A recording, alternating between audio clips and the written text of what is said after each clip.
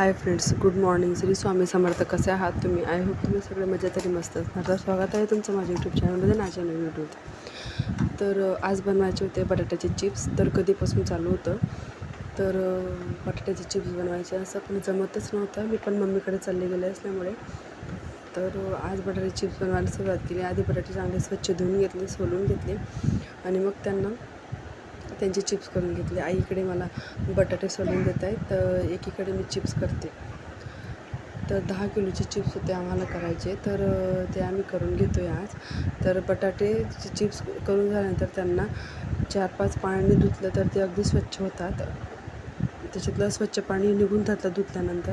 मग त्यांना रात्रभर आपल्याला तसंच ठेवायचं असतं, कारण लगेच जर केले तर मग ते पिवळे पडतात. तर त्याच्यामध्ये तुरटीचा खडा टाकून आम्ही रात्रभर ठेवलं आणि मग दुसऱ्या दिवशी वरती गच्चीवर चूल पेटवली आणि चुलीवरच आम्ही सगळं केलं. तर त्यांना जास्तही पाण्यात उकडू द्यायचे नाही. नरम झाले की ते तुटतात. तर त्यांना अगदी मधून चेक करत राहायचं. तर आपल्याला पाहिजे तसं चवीनुसार इथं मीठ टाकलेले आहे मी. तर तुम्ही पण तुम्हाला जसं पाहिजे तसं मीठ टाकू शकता. तर उन्हाळी वाळवणीतलं हा एक पदार्थ आहे जे आपण करून ठेवतो आणि वर्षभर आपण तो वापरू शकतो.